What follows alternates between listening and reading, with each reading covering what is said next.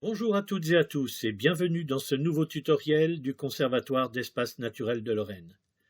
Celui-ci va mettre en lumière les membres d'une famille d'oiseaux, les corvidés. La plupart des corvidés français sont visibles en Lorraine. Certains pouvant prêter à confusion, nous allons apprendre à les identifier avec certitude. Vous êtes prêts? Alors allons-y. À tout seigneur, tout honneur, nous commençons par le grand corbeau. Avec son envergure allant d'1 mètre à 1,30 m et son poids approchant parfois les 2 kg, c'est le plus gros de sa famille dans le monde. En plus de sa taille, un détail permet de l'identifier à coup sûr en vol, sa queue en forme de losange. Le grand corbeau ajoute à ses activités de charognard de sérieuses capacités de prédation des petits oiseaux et mammifères, ce qui lui a valu d'être quasiment exterminé en France. En Lorraine, il a fait sa réapparition en 1978 dans les Vosges. Il y est nicheur depuis et on peut l'observer jusque dans le pays de Bitche, voire en pleine l'hiver. Voici maintenant la corneille noire. C'est un modèle réduit aux 3/4 de l'oiseau précédent, du même noir légèrement lustré. Le bec est toutefois moins fort, la stature générale moins épaisse, sauf quand la corneille adopte cette posture caractéristique d'intimidation. Elle a alors tout d'une grande.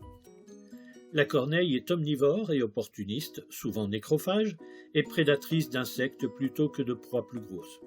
Son poids avoisine le demi-kilo. En vol, on constate que le bout de sa queue est droit.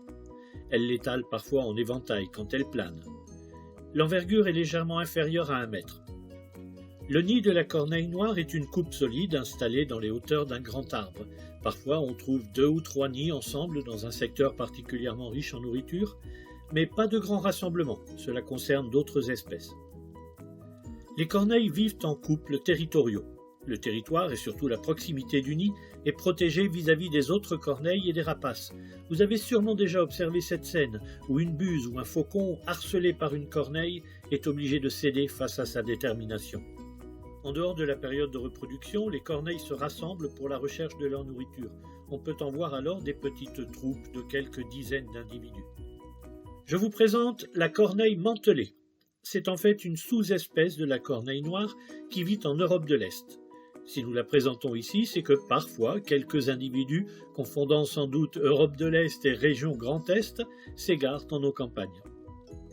Et voici le corbeau freux. C'est lui le corbeau de nos campagnes, dont les troupes se comptent en centaines d'individus dans les grandes parcelles agricoles après chaque travail du sol. Sa taille et son plumage sont comparables à ceux de la corneille avec des reflets métalliques, bleus, verts, violets. La différence se situe au niveau du bec. Celui du corbeau freux est d'un blanc grisâtre et sa base est dépourvue de plumes. Même en vol, ce bec clair fait contraste. La queue est plus pointue mais ça n'est pas toujours flagrant. L'envergure est comparable à celle de la corneille, pas plus de 95 cm. Les freux nichent en colonies que l'on nomme corbotières. Plusieurs dizaines de nids, voire plusieurs centaines, envahissent les hauteurs d'un bosquet ou la lisière d'un bois. Durant toute l'année, les corbeaux freux vivent et se nourrissent en groupe. En Lorraine, leurs effectifs sont grossis en hiver par des individus venus de l'Est de l'Europe, de quoi produire de véritables nuées d'oiseaux.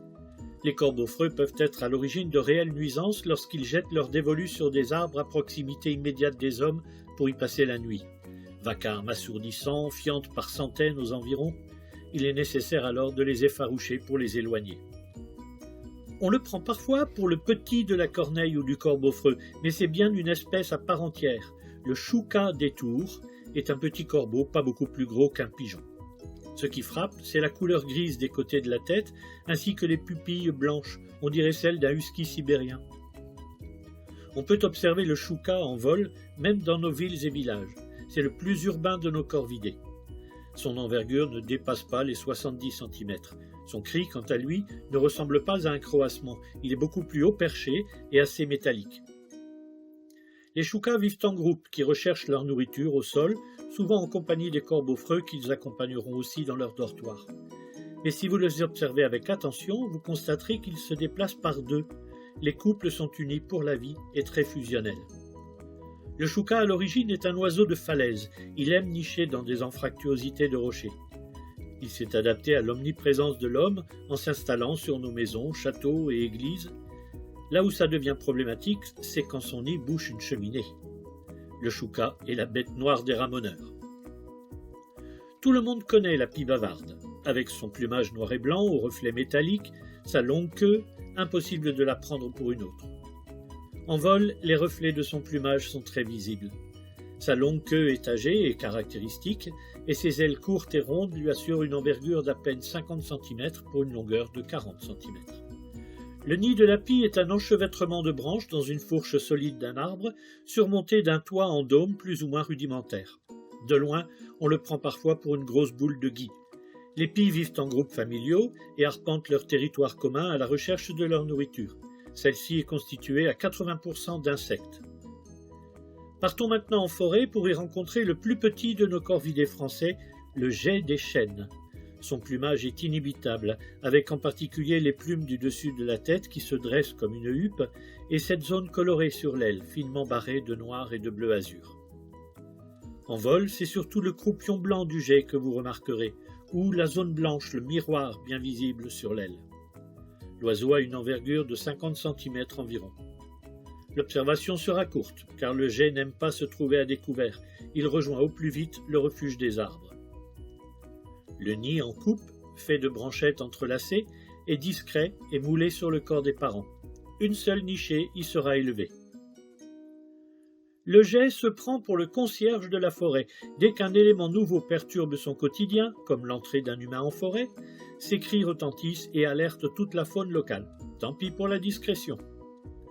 Mais le geais n'est pas que la sentinelle des bois, il en est aussi le jardinier au même titre que l'écureuil roux.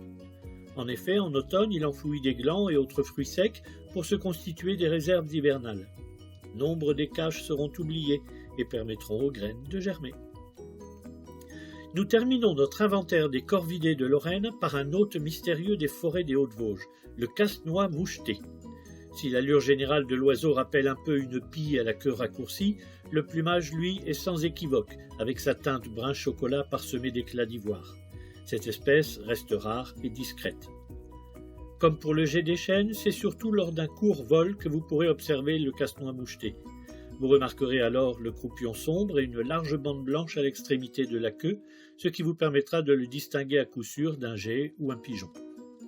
L'envergure du casse-noix ne dépasse pas 55 cm. Et n'allez pas croire que vous êtes envahi de casse-noix moucheté si vous observez un groupe d'oiseaux ressemblant à celui de gauche ici. Il s'agit du très commun étourneau sansonnet. Son plumage est également moucheté en dehors de la période nuptiale, mais il est bien plus petit. Nous avons réuni sur cette dernière page l'ensemble des corvidés visibles en Lorraine. À vous de remettre un nom sous chacune des photos.